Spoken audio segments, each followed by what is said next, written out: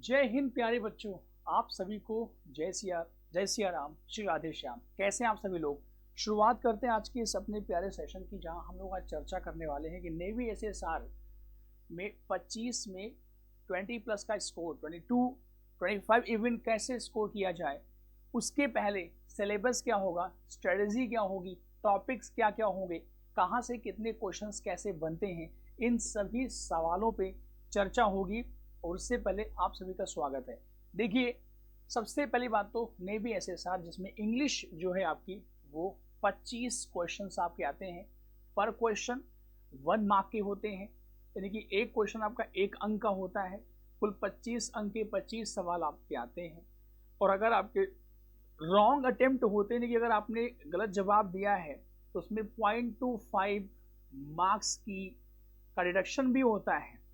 तो ये भी ध्यान रखना आप लोगों को कि जितने भी क्वेश्चंस करने हैं वो सही करने हैं, क्वेश्चंस रॉन्ग अटेम्प्ट नहीं करना है। ज़्यादातर क्या होता है कि पेपर का लेवल थोड़ा सा इजी टू मॉडरेट होता है, जिसकी वजह से बच्चा हर एक क्वेश्चन को अप्लाई करना चाहता है। अगर वो 25 में से 20 क्वेश्चन कर रहा है सही, तो उसको लगता है कि 5 क्वेश्चन को अटेम्प्ट करने में आखिर क्या जाता है। लेकिन वो समझ नहीं पाता कि वही 5 क्वेश्चन अगर उसमें से 3 भी रॉन्ग हो गए तो वो 3 रॉन्ग कितने पीछे आपको धकेल देंगे। उससे कितना बेटर होता कि अगर आपने 20 सही कर लिया है तो 1 ट्राई कर लेते आप, 2 ट्राई कर लेते आप, बाकी 3 ना करते। तो अगर 2 में अगर 1 रॉन्ग भी हो तो कोई दिक्कत नहीं थी। तो इन सब चीज़ों पे भी वर्कआउट करने की बहुत आवश्यकता है कि जितने भी क्वेश्चन अटेम्प्ट करने हैं वो एक्यूरेसी के साथ सही वाले क्वेश्चन अटेम्प्ट करने हैं। रॉन्ग क्वेश्चन को अटेम्प्ट नहीं करना है। मतलब साफ है, क्वेश्चन को स्किप करना भी आपको आना चाहिए। अदरवाइज थोड़ा सा दिक्कतें होती हैं, क्योंकि नेगेटिव मार्किंग बहुत खतरनाक होती है। तो इससे हमें बचना है फिलहाल। अब अगला पॉइंट ये है कि आखिर 25 का जो स्कोर है, 20 प्लस का स्कोर कैसे बनेगा, उसमें क्या क्या चीज़ें फॉलो करनी पड़ेगी। उसके पहले हम जानते हैं आखिर टॉपिक्स क्या क्या है जो इसमें आते हैं, उसमें क्या अप्रोच होनी चाहिए, इम्प्रूवमेंट का तरीका क्या होगा। सबसे पहले एक ऐसा क्वेश्चन, वो पैसेज, जैसे रीडिंग कॉम्प्रिहेंशन के भी नाम से जानते हैं, अनसीन पैसेज के भी नाम से जानते हैं, या केवल इसे पैसेज भी कहा जाता है। 4 से 5 अंक का, जी हाँ, 4 से 5 अंक का ये जो आपका पैराग्राफ है, जो पैसेज आपका है, वो आपको दिया जाएगा। ठीक है, 4 to 5 मार्क्स का ये पैराग्राफ आपको दिया जाएगा। यानी कि इसमें क्या होंगे, आपका एक पैसेज होगा और पैसेज के नीचे 4 से 5 क्वेश्चंस आपके होंगे। बट जो पैसेज आपका होगा वो किस टाइप का होता है, स्टोरी बेस्ड पैसेज हो सकता है, कोई कहानी पर वो बेस्ड ऑन हो वो पैराग्राफ आपका, या ज़्यादातर वो पैसेज आपका सोशल बेस्ड होता है, यानी कि कोई सोशल इश्यूज पर टॉपिक दिया गया होता है। और उसी पैसेज से 4 से 5 क्वेश्चंस आपके फ्रेम्ड होते हैं, जिनका जवाब पैसेज में सीधे तौर पे नहीं मिल सकता कि सीधा अपने क्वेश्चंस के वर्ड्स देखे फिर आप ढूंढ रहे हैं पैसेज में ये वर्ड्स कहाँ मैच कर रहे हैं। शायद ऐसा नहीं होता है। कई बार क्या होता है कि क्वेश्चन आपको कॉम्प्रीहेंड करना पड़ता है, उसकी मीनिंग को समझना पड़ता है, और उसके हिसाब से पैसेज में आपको समझ करके आंसर करना होता है। मतलब साफ है, इतना आसान ये पैसेज भी नहीं होता। ज़्यादातर सोशल इश्यूज वाले पैसेज आपको मिलेंगे, तो उसमें पैसेज को पढ़ करके, और 5 क्वेश्चंस में से या 4 क्वेश्चंस में से एक क्वेश्चन आपका वोकैब का भी होता है। उसी पैसेज से एक वर्ड बोल्ड में रहेगा या फिर वो अंडरलाइन वर्ड रहेगा, और उस वर्ड की मीनिंग पूछता है, चाहे उसका एंटो पूछ ले चाहे उसका साइनो पूछ ले, उसी पैराग्राफ से। लेकिन उस शब्द की मीनिंग एक्चुअल में क्या होती है, इससे कोई मतलब आपको नहीं है। वो शब्द उस पैसेज में किस कॉन्टेक्स्ट में इस्तेमाल किया गया है, इस चीज़ को समझ के आपको उस पैसेज के से दिए गए उस शब्द की मीनिंग को जज करते हुए आपको उसका आंसर करना पड़ता है। और इन 5 में से एक क्वेश्चन आपका होता है टाइटल वाला, कि पैसेज का टाइटल क्या है, थीम क्या है, या पैसेज की टोन क्या है। ऐसे भी एक आध क्वेश्चन आपके मिल सकते हैं जो थोड़ा सा संभल के आंसर करने की उनकी आवश्यकता है। तो सबसे पहले पैसेज आपको मिलेगा, जो आपको वो ध्यान से करना है। और पैसेज बहुत डिफिकल्ट नहीं होगा। अगर आप अच्छा, एक बात इसमें और आती है कि सर पहले पैसेज में कैसे करना है, पहले क्वेश्चन को पढ़ना है, फिर पहले क्वेश्चंस को या फिर पैसेज को पढ़ना है। तो मैं आपको ये थोड़ा सा सलाह देना चाहूँगा कि पहले क्वेश्चंस को पढ़ लो।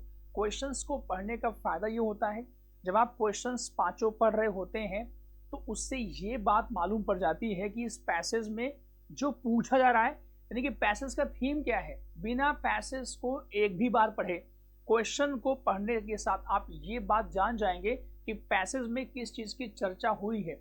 इससे आसानी इस बात पे होती है कि जब पैसेज आप पढ़ते हैं तो कई बार अगर 5 क्वेश्चन आपने पढ़े तो कम से कम 1 या 2 क्वेश्चन तो एक ही बार में पैसेज को पढ़ने पर आपको ये समझ में आ जाएगा कि हाँ, इस क्वेश्चन का आंसर यहाँ पे है।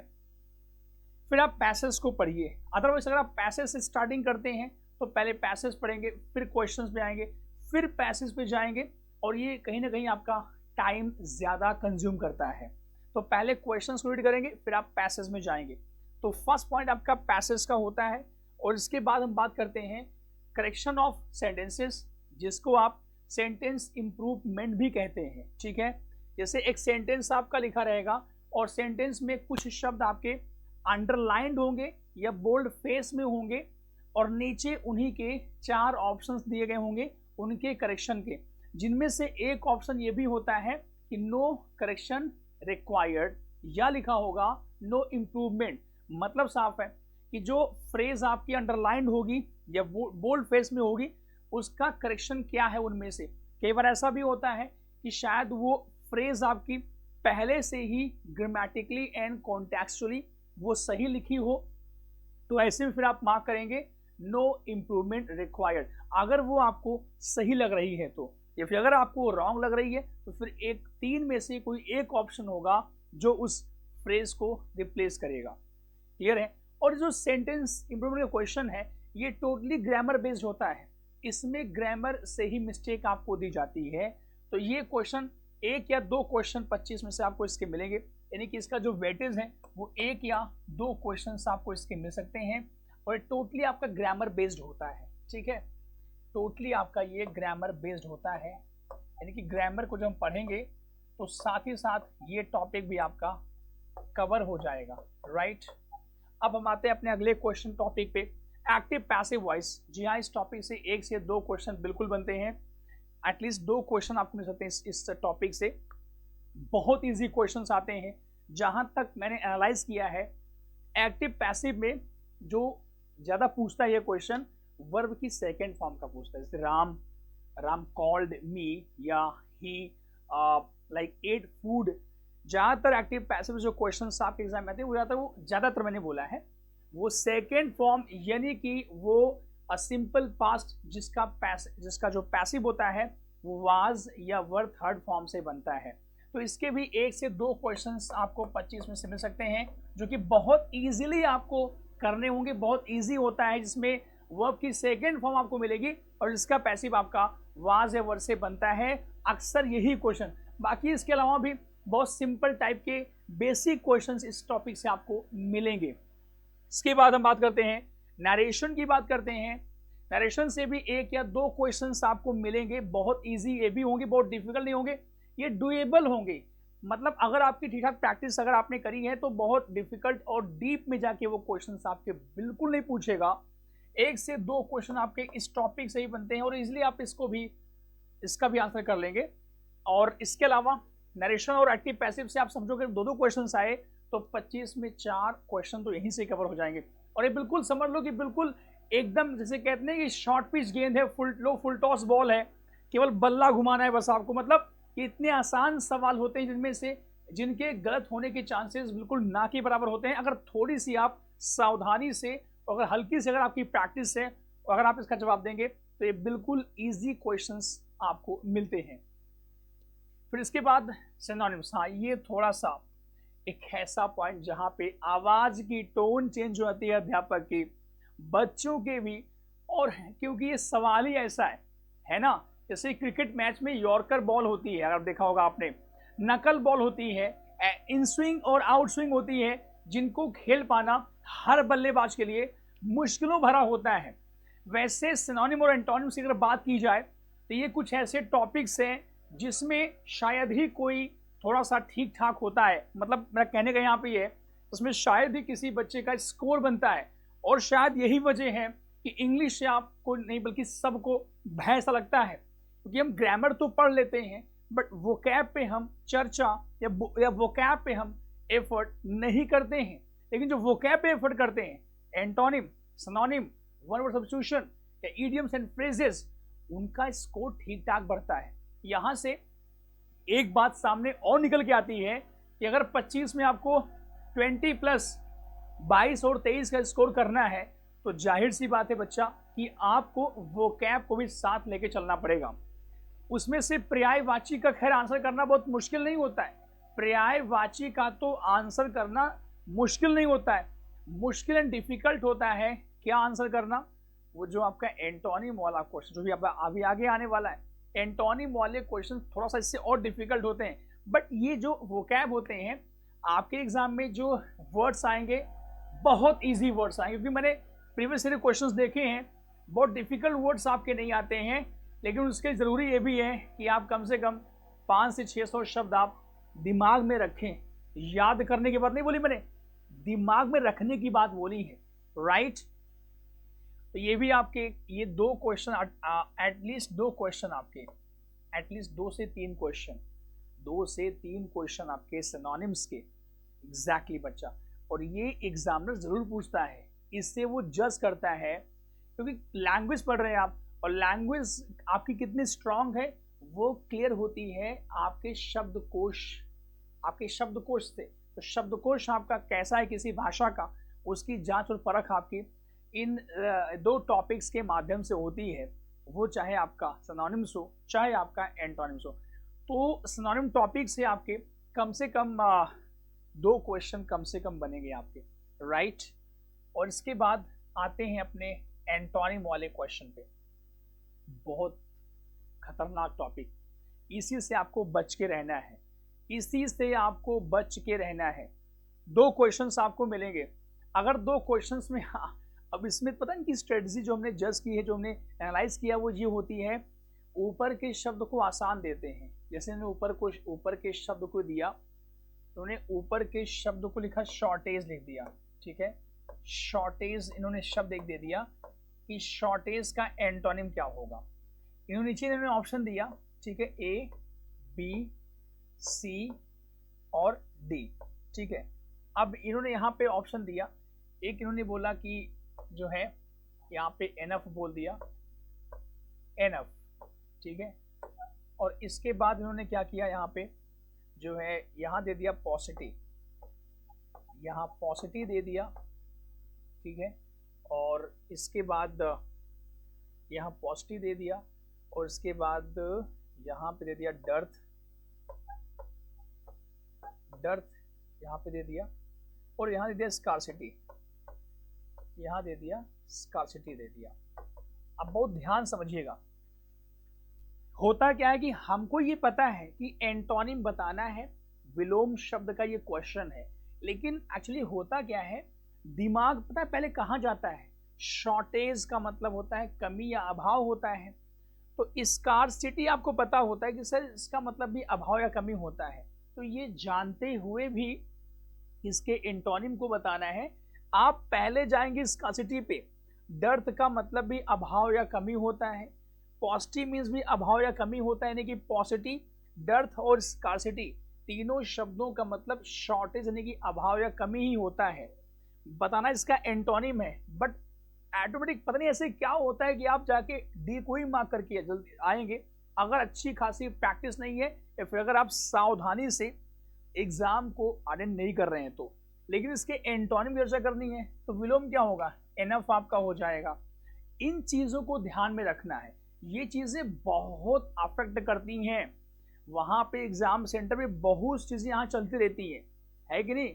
वो जो घर वालों का चेहरा है वो सामने आता है कि मतलब उनकी भी एक सोच हमको लेकर के है कि इस बार तो सिलेक्शन मेरा पक्का होगा, या फिर और वो जो 1 घंटा बच्चा आपका बीतता है ना, उसमें 1 सेकेंड्स आपकी फाइट होती है, खुद से फाइट आपकी होती है। एक भी क्वेश्चन अगर आपको लगता है कि नहीं आ रहा है, तो उस क्वेश्चन के ना आने का जो एक टेंशन दिमाग में होता है, वो अगले क्वेश्चन को इम्पैक्ट कर रहा होता है। यार एक क्वेश्चन तो नहीं आया मेरा यार, या फिर ऐसा मान लीजिए कि 2-3 क्वेश्चन आपको लगेगा यार ये रॉन्ग हो गए, तो वो लगता है दिमाग में यार 2 तो रॉन्ग हो गया, अब क्या होगा मेरा, मतलब कैसे करूंगा।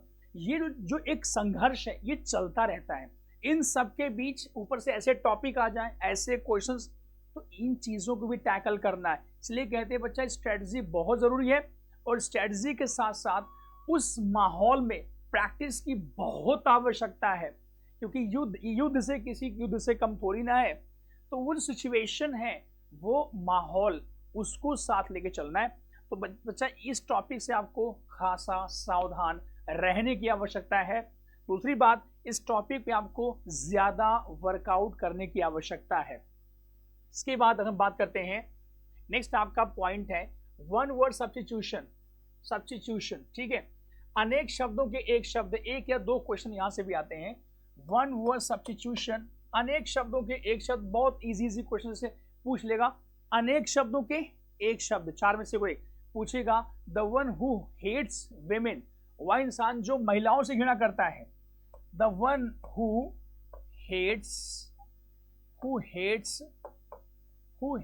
विमेन, जो महिलाओं से घृणा करता है। जैसे आपका पहला ऑप्शन दे देगा मिसएंड्रिस्ट,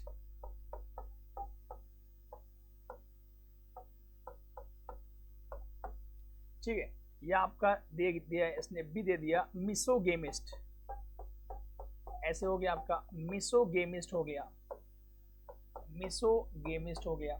या फिर सी आपका दे दिया जहां पर फेमिनिस्ट हो गया, क्या हो गया, फेमिनिस्ट हो गया।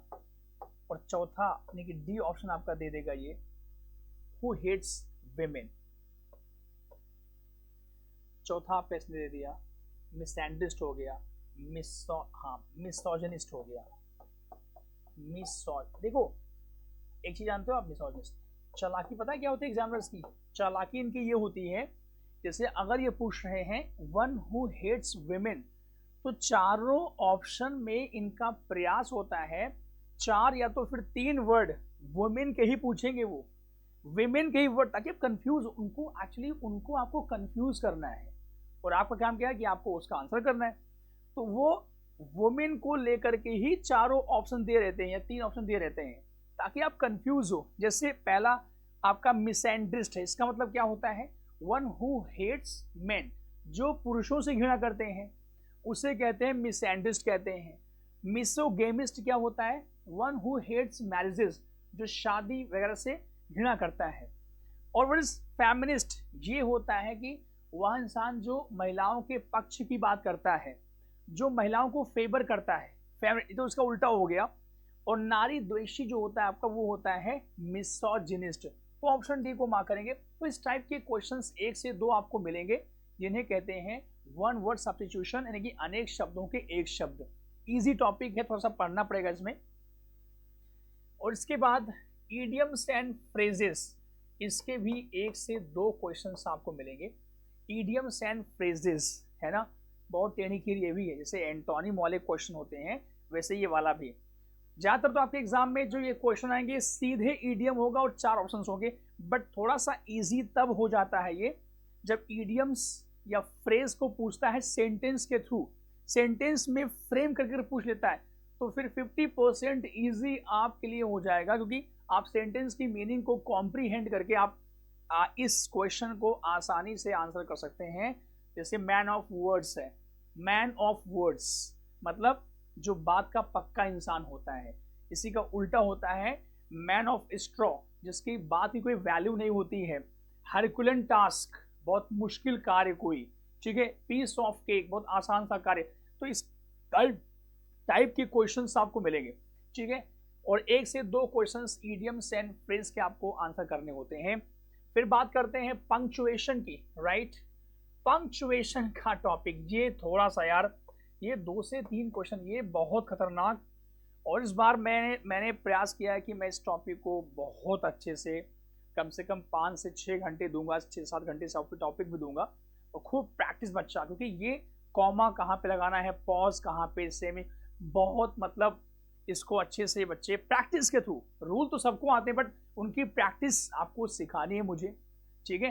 तो ये भी 2 से 3 क्वेश्चन आपके, 1 से 2 क्वेश्चन आपके कम से कम पंक्चुएशन के भी आप एग्जाम में आते हैं 25 में से।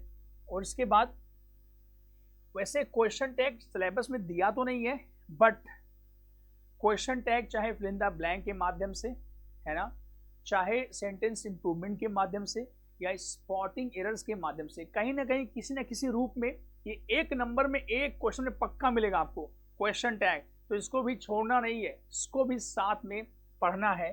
तो 1, ठीक है, 1 मार्क्स का भी आता है।